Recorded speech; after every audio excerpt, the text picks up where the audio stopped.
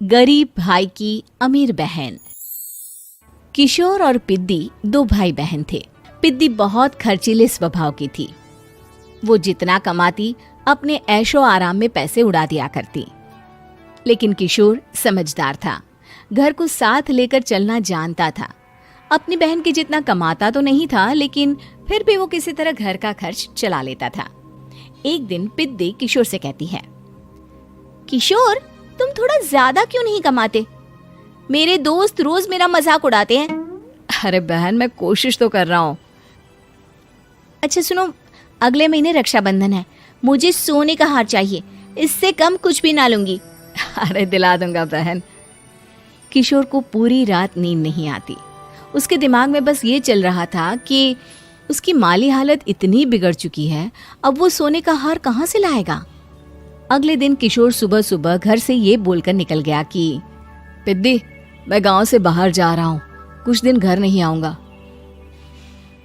किशोर ने अपने काम के साथ साथ फेरी में कपड़े बेचने भी शुरू कर दिए, जिससे वो ज्यादा से ज्यादा पैसे कमा सके।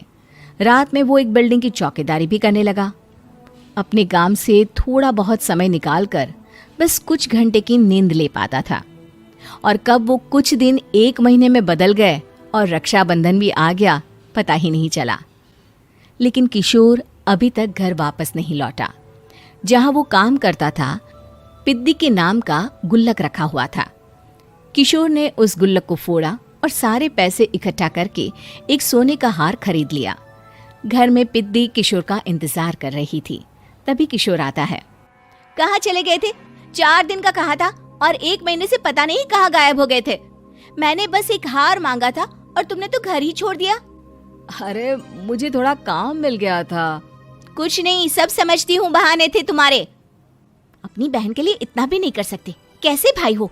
चलो यहाँ बैठो, राखी बांधती हूँ। पिद्दी ने किशोर को राखी बांधी। वैसे ही किशोर ने अपनी बहन के हाथ में सोने का हार रख दिया। उसकी खुशी का कोई ठिकाना नहीं था। वो मिठाई खिलाए बिना ही नेकलेस लेकर चली गई और शीशे के सामने अपने गले में हार रखकर देखने लगी। किशोर ने लड्डू उठाया और खुद ही खा लिया। ऐसे कई साल गुजर गए। एक दिन पिद्दी की नौकरी छूट गई। अब वो पूरी तरह किशोर पर डिपेंड हो गई थी। आए दिन किशोर को अपने महंगे महंगे शौक गिनाकर उससे पैसे मांगा करती थी। किशोर, कुछ पैसे देना, मुझे पार्लर जाना है। किशोर बिना कुछ बोले उसे पैसे दे देता। ये क्या, 500? अरे इतने में तो मुझे पार्लर में एंट्री मिलेगी बस। अच्छा, देता हूँ ना ज्यादा। अरे कैसे भाई हो, अपनी बहन के लिए इतना भी नहीं कर सकते। किशोर ने जेब से 2000 का नोट निकाला और उसे दे दिया। किशोर गरीबी में रह लेता था, लेकिन अपनी बहन को कभी कोई कमी नहीं होने देता था।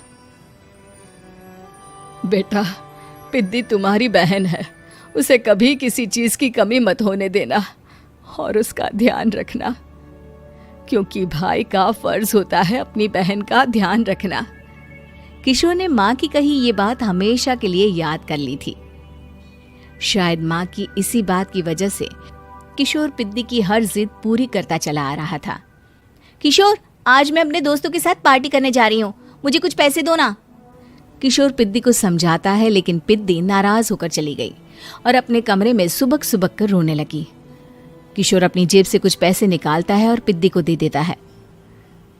किशोर खुद कभी अच्छे कपड़े नहीं पहनता, लेकिन पिद्दी को राजकुमारी की तरह रखता।